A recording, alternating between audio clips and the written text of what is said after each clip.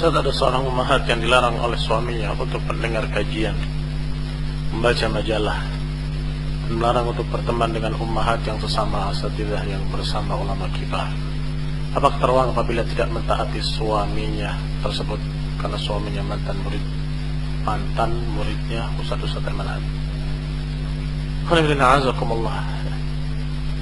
Sesungguhnya ketaatan itu pada yang ma'ruf. Innama ta'atu fil ma'ruf.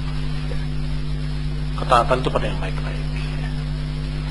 Adapun pada perkara yang munkar tidak perlu ditaati. Tetapi saya khawatir kalau engkau, wahai para ummahat, dengan alasan untuk tidak mentaati dalam masalah itu kemudian menelantarkan hak suami, itu tidak boleh. Suaminya mau makan belum disiapkan, kemana dia? Lagi ngaji di limo. Wah, tak beres itu namanya. Sehingga tetap tunaikan hak-hak suami secara penuh. Sehingga apa yang tidak sampai melalaikan hak-hak suami, tidak apa-apa. Tenang.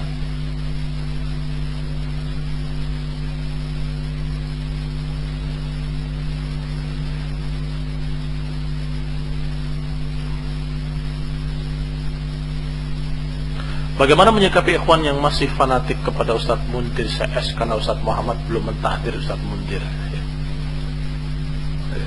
Belum mentahdir ya? Jadi nunggu. Karena saya mendapatkan ucapan-ucapan yang mengerikan di akhir-akhir ini.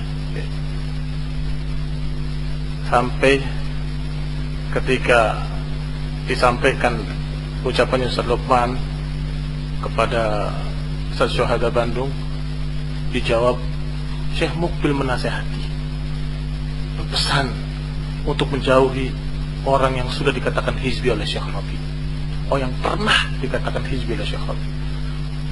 Lihat, nanti akan terbukti di akhirnya dia adalah hizbi. Apa maksudnya?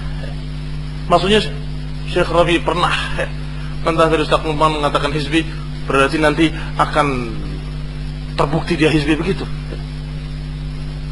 Ini khonibina'azakumullah jahil, bodoh sebodoh-bodohnya. Kenapa? Karena itu ucapan-ucapan yang Syekh Rabi sendiri sudah mencabutnya.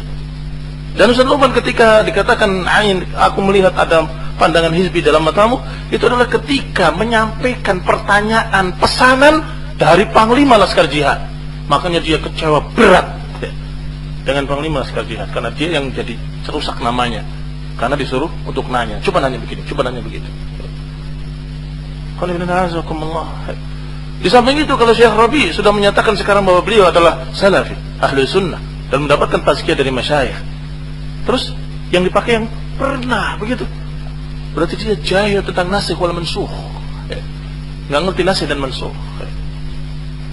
Demikian pula Mundir, ketika dia berbicara tentang 5, membela-belanya bisa-bisa dan menyatakan belum nasihati, padahal kita sudah berbicara di markasnya dia. Allah yahdi. Allah yahdi. Kalau dia ingat, dia pasti paham bahwa saya sudah pernah menasihatinya, sudah pernah menyampaikan kisah berbagai macam berita-berita dari masyayikh tentang 5. Apa yang kita bicarakan barakallahu fikum tentang hizbiyun, tentang ikhwanul muslimin, yang paling parahnya dari hizbiyin apa saja? Sebutkan kejelekan ikhwanul muslimin. Apa kira-kira? Ketika kita membantah ikhwanul muslimin dan hizbiyin yang bersama mereka, dan kemudian sururiyin, dan kemudian mutamayyi'in, apa yang kita kritik mereka dengan keras apa? Semuanya ada pada 5. 1. Nah, menyatakan mereka ikhwanuna, Quran kita sama. Ikhwanul muslimin seperti itu, persis. La syarqiyah, la gharbiyah, la sunni, wala syiah, islamiyah, sama. Al-Imam menyatakan dengan kalimat yang persis sama, bahwa mereka saudara kita, Quran kita sama, Nabi kita sama. Baik. Kedua, apa lagi? Mereka gembar-gemborkan tentang fiqhul waqi', bahwa kita lebih tahu fiqhul waqi', para ulama nggak ngerti fiqhul waqi'. Al-Imam dan yang bersamanya sama persis menyatakan begitu. Persis. Ini adalah perkara politik negeri Yaman. Ada perkara yang mereka tidak tahu. Siapa maksudnya mereka? Masyayikh kibar yang mereka tidak tahu. Ada sir khafi yang mereka tidak mengetahuinya, sedangkan kita di sini mengetahuinya. Sama dengan ucapan Ikhwanul Muslimin dengan thaqafahnya, sama dengan ucapan Sururiyin dengan fiqhul waqi'nya, sama dengan ucapan Abdurrahman Abdul Khalid dengan sifatul asrnya, dan sama dengan ucapan Hajuri dengan kalimat ahlu Makkah adra bi syu'abiha, bahwa penduduk Makkah lebih tahu tentang gang-gangnya. Artinya kami lebih tahu dari kalian wahai masyayikh. Masya Allah. Tapi kalau engkau tahu, wahai imam, wahai Ikhwan Muslimin, wahai Sururiyin, wahai, sampaikan pada masyayikh, Syekh, kejadiannya begini loh. Engkau yang tidak tahu, kita kasih tahu, gini loh. Bagaimana pendapatmu? Kan bisa. Sudah dikasih tahu apa belum? Sudah. Sudah nyampe ke sana. Ke masyayikh kita bersampaikan. Tapi masyayikh menyatakan perbaiki apa yang telah kalian rusak. Itu jawabannya. Perbaiki apa yang telah kalian rusak.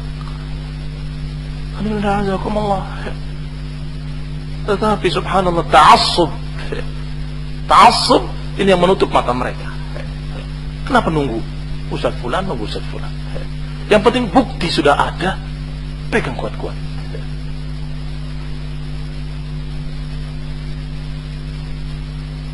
Apakah benar termasuk prinsip salaf bila istri berbeda manhaj harus dicerai? Beda dengan perbuatan Umar bin Khattab yang minta anak perempuannya untuk mencerai suaminya, untuk bercerai dengan suaminya yang waktu itu masih musyrik. Wah, ya beda. Kalau musyrik tidak sah, barakallahu fikum. Kalau beda manhaj tetap sesama muslim. Hati-hati, jangan ghulu, jangan berlebihan. Jangan berlebihan, barakallahu fikum. Yang jelas, kalau seorang suami dan istrinya memiliki manhaj yang berbeda, apalagi menyimpang, maka harus dibimbing. Itu tanggung jawab suami. Bertanggung jawab di hadapan Allah Subhanahu wa taala. Bertanggung jawab di hadapan Allah Subhanahu wa taala. Qu anfusakum wa ahlikum nar. Jaga dirimu dan keluargamu dari api neraka. Dan juga ucapan Rasulullah SAW, kullukum ra'in wa kullukum mas'ulun an ra'iyati. Masing-masing kalian adalah pemimpin dan akan dimintai pertanggungjawaban atas yang dipimpinnya. Itu kalau laki-laki. Maka dia pakai nasihat semakin keras dengan marah, dengan ancaman, dengan seterusnya. Kemudian ditahdir. Gimana tahdir istri? Hah? Tahu nggak caranya? Nah, bisa tanya. Barakallahu fikum. Masih banyak cara-cara yang bisa dilaksanakan untuk istri. Tetapi kalau istri kepada suaminya nggak bisa menceraikan suami, nah, sehingga dia harus bisa menyabarinya dan kemudian berbuat usaha yang bisa memperbaiki suaminya sampai dengan izin Allah Ta'ala bisa berubah. Bagaimana saat antum pada kami yang masih malu-malu menghajar ahlul ahwa, MLM, karena mereka mantan ustadz kami atau kami masih punya hubungan kerja dengannya atau tetangga kami, apa sebenarnya yang harus dijauhi? Dihajar. Alhamdulillah, hajar ini adalah memiliki sekian manfaat yang baik. Hajar itu salah satu dari sikap-sikap yang diajarkan dalam Quran wa Sunnah. Imma saudaramu, temanmu akan kembali dengan hajar tadi, wa imma kamu selamat dari syubhat-syubhat mereka. Ini semua faedah, semua hikmah. Nah, tetapi kalau malu-malu, jauhi sebelum dekat. Gimana itu? Jauhi sebelum dekat. Begini, kalau kamu sudah duduk di sebelahnya atau sudah di hadapannya, biasanya lebih sulit, lebih berat. Tapi kalau dari jauh, wah di sebulan, kamu cari jalan lain, itu lebih aman, gak sulit. Gimana? Si fulan mengundang makan, anak saya nggak bisa dapat. Jadi dari jauh sudah kamu menjauh, itu lebih gampang daripada sudah kamu berada dalam acara yang sama, kamu hadiri undangannya, tapi salaman nggak mau. Itu yang sulit. Datang tapi nggak mau salaman, nggak mau ngobrol, ya jangan datang. Barakallahu fikum. Itu maksud saya. Jauhi sebelum kamu dekat dengannya. Itulah daripada kayak sholat di sana ketemu si bulan, asal sholat di limo misalnya gitu. Itu kan aman. Nah, sehingga tidak terasa bahwa sesungguhnya kamu itu sesungguhnya menjauh dari mereka. Tetapi kalau dalam keadaan kamu sholatnya di situ bertemu tiap hari, menghindarnya sulit. Nah,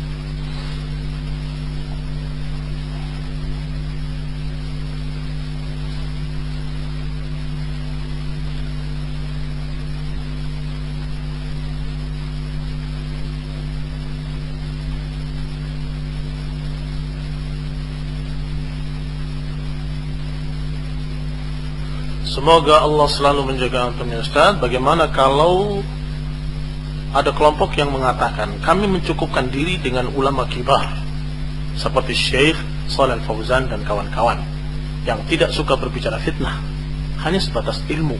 Jazakumullah khair. Tapi dengan kawan-kawannya siapa dulu? Kawan yang paling dekat dengan Syekh Shalih Al-Fauzan siapa?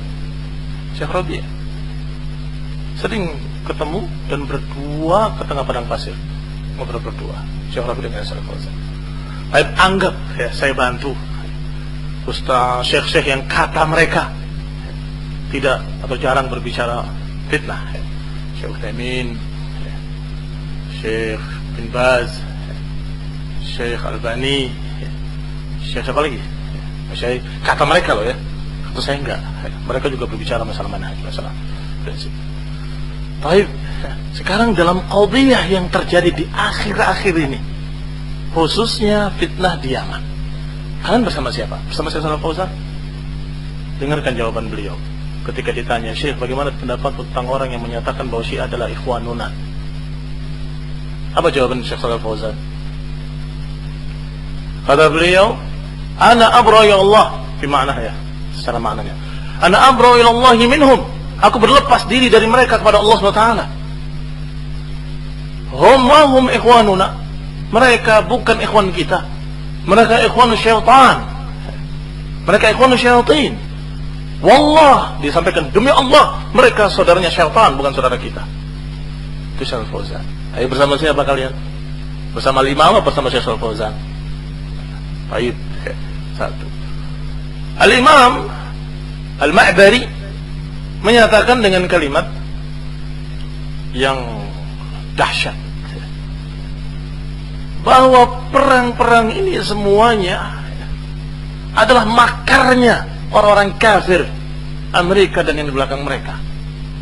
Bahkan termasuk perang di Afghanistan, perang di Suriah, perang di Sipra, semua perang-perang itu adalah rekayasa mereka untuk membantai kaum muslimin.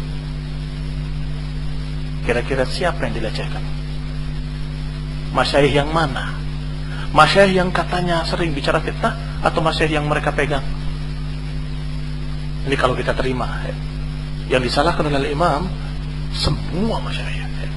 Kita hitung dalam masalah fitnah Yaman, siapa yang berfatwa jihad di Yaman? Yang kata al-imam itu adalah rencana orang-orang barat, orang-orang dan sebagainya. Berarti yang disalahkan yang berfatwa dengan jihad. Syekh Rabi berfatwa dengan jihad, Syekh Luhaidan berfatwa dengan jihad, Syekh Abdul Muhsin Al-Abbad yang selama ini paling mereka pegang juga berbicara fatwa jihad. Baik, dan masih ada lagi beberapa masyayikh. Afghanistan waktu itu yang berfatwa dengan jihad syar'i siapa? Syekh bin Baz, Syekh Utsaimin rahimahullah, Syekh Al-Albani rahimahullah, dan masyayikh yang lainnya. Berarti yang disalahkan oleh alim itu semua masyayikh, bahwa mereka masyayikh itu bodoh-bodoh, nggak ngerti keluarga, mau aja ditipu oleh Amerika untuk dibantai di sana. Hah? Itu maknanya kan? Itu makna ucapan al-Imam Al-Ma'bari Muhammad Ar-Raimi. Alhamdulillah, jazakumullah. Barakallahu fikum. Sehingga ini tidak kenal saja, tidak kenal Syekh Shalih Fauzan.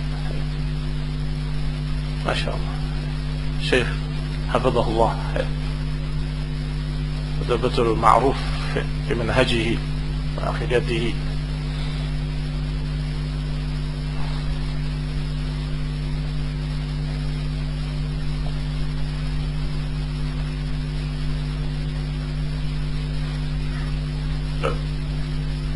Apa sebagian ikhwan, ada sebagian ikhwan yang menyatakan bahwa seorang dikatakan ahli sunnah atau salafi kalau berwala kepada Ustaz Luqman Pak Abdul. Kalau tidak, maka bukan ahli sunnah, bukan salafi. Apakah benar perkataan demikian, Ustaz? Kembalikan pada antum, benar apa enggak? Manusia, siapapun dia, tidak bisa jadi ukuran. Tetapi bisa secara sementara saja. Selama Ustaz Luqman bersama kebenaran, bersama Syekh Kibar, bersama Al-Haq, ya kita katakan ya. Sebab kita disuruh untuk berwala kepada Allah, kepada Rasulnya, dan kepada kaum mukminin. Dan di antara kaum mukminin adalah Ustaz tadi, termasuk Ustaz Luqman. Hafizahullah. Ya toh? Tetapi bukan selamanya. Kalau ternyata berubah, na'udzubillah, mudah-mudahan enggak terjadi, ya kita juga akan berubah sikapnya. Barakallahu fikum. Dan itu kepada siapa saja, bukan hanya kepada Ustaz Luqman. Berarti aksan kalimatnya dibikin umum. Yang salafi adalah yang berwala kepada para ulama kibar ahlus sunnah dan kepada asatidzah yang bersama para ulama kibar. Begitu bahasanya. Semua para asatidzah. Karena kita disuruh berwala kepada semuanya. Nah, barakallahu fikum.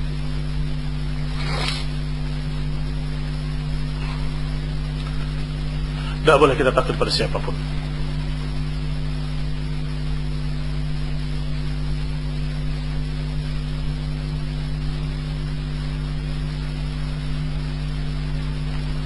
Mohon dijelaskan bagaimana penerapan bolehnya berdusta untuk mendamaikan dua orang yang bertikai. Penerapannya, saya tidak tahu penerapannya kecuali hanya mengatakan kepada si fulan bahwa temanmu itu sebenarnya ingin untuk kembali berteman dengan kamu. Sebagaimana kamu mengatakan seperti itu kepada yang lainnya. Itulah kurang lebih contohnya. Jangan diperluas kepada perkara-perkara yang naudzubillah yang ternyata itu bukan hanya islah itu, tapi fitnah. Nah,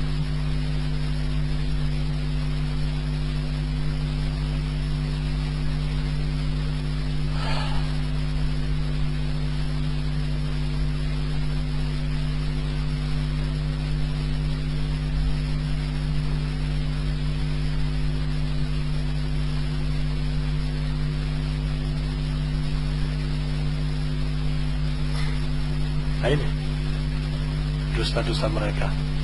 Di antara syafaatnya Abdul Mu'ti untuk mengeluarkan tahdirnya kepada Ustaz Luqman adalah bahwasanya Ustaz Luqman pernah ngisi di pondok atau di tempat pondoknya Ustaz Muhammad tanpa seizin, sepengetahuan antum. Lalu Ustaz Muhammad marah pada Ustaz Luqman. Mohon penjelasan Ustaz, jazakallahu khair. Ini khana azakumullah. Di akhir-akhir ini ada fitnah-fitnah atau kedusan-kedusan yang sangat jelas, yang saya sendiri heran bisa-bisanya terjadi seperti itu.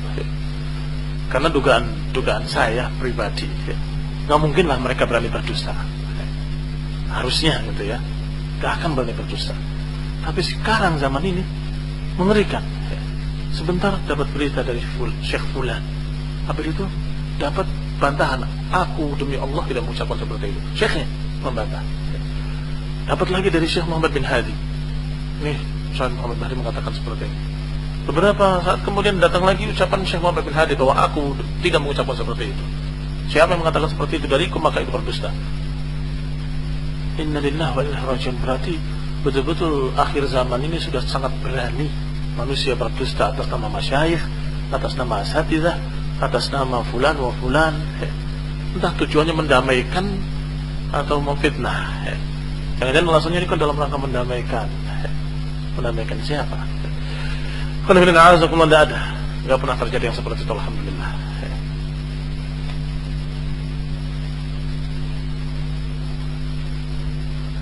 Baik, jazakumullah khairan. Wa barakallahu fikum. Wal 'afwa minkum. Subhanaka wa bihamdika, la ilaha illa anta, astaghfiruka wa atubu ilaik. Wassalamu alaikum warahmatullahi wabarakatuh.